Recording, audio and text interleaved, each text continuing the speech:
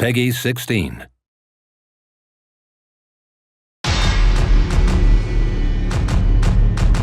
My name's Mike Tucker. I'm the designer programmer of TTD, and it's a love letter, I guess, to 80s, 90s arcade games, and we feel like it's the T2 game we should have had back in our youth.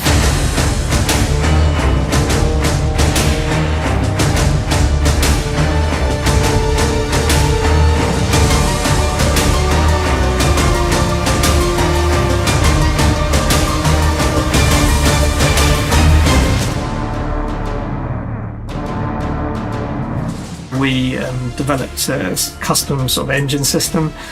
We call it an abstraction engine, and that enables us to do really wide porting of the games to different platforms. So not only targeting modern platforms, but also all the retro platforms. So it's very specialised in dealing with all the different assets, be that graphics or audio.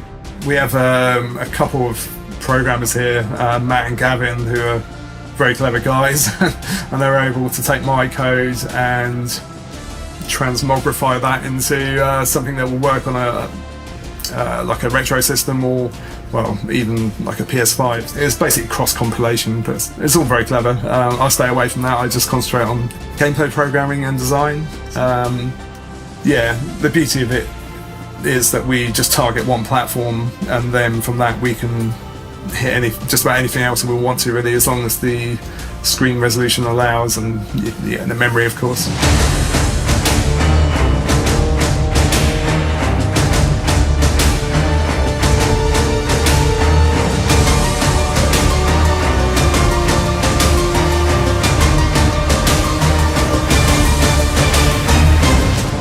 I'm Henk Dieborg, art director and pixel artist from Bitmap Bureau.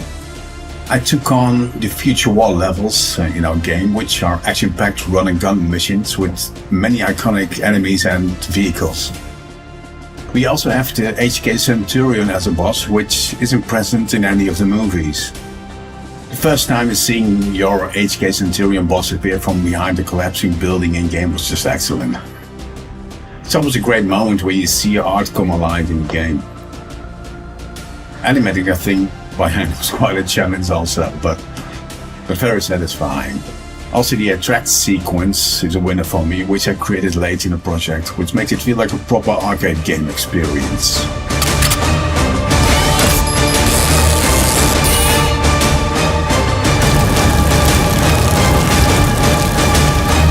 Throughout the game we have numerous different sections and levels throughout that reflect different parts of the movie.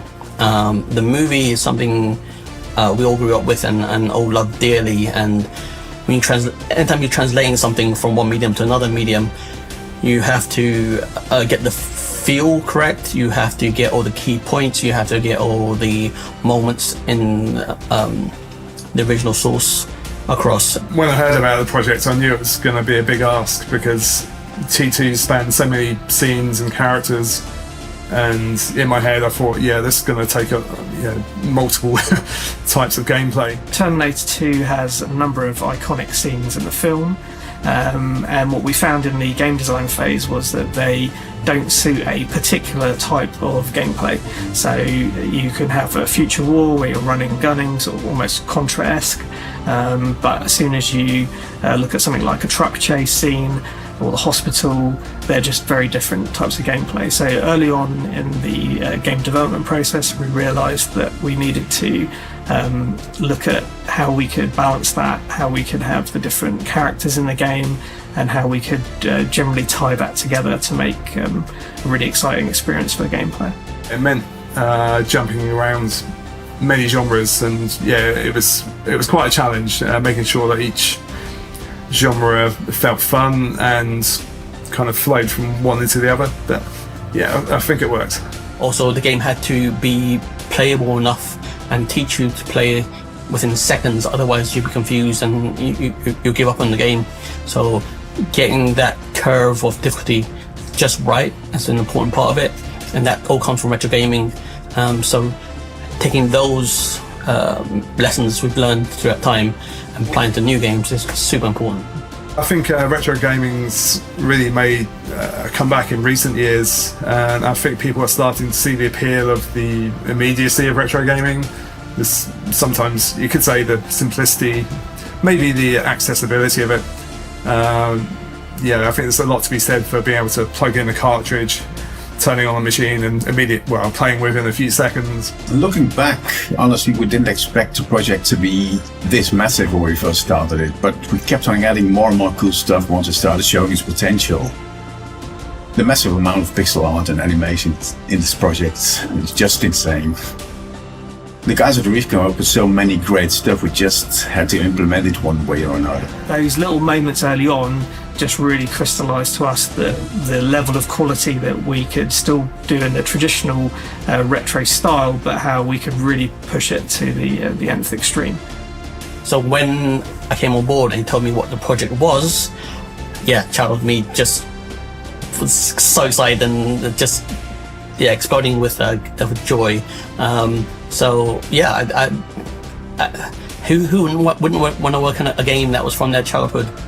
We just enjoy what we do, and if we find success and make a few quid, that's great. It's not really what drives us. We just want to make games that we enjoy ourselves, and hope there's an audience out there who will want to do the same.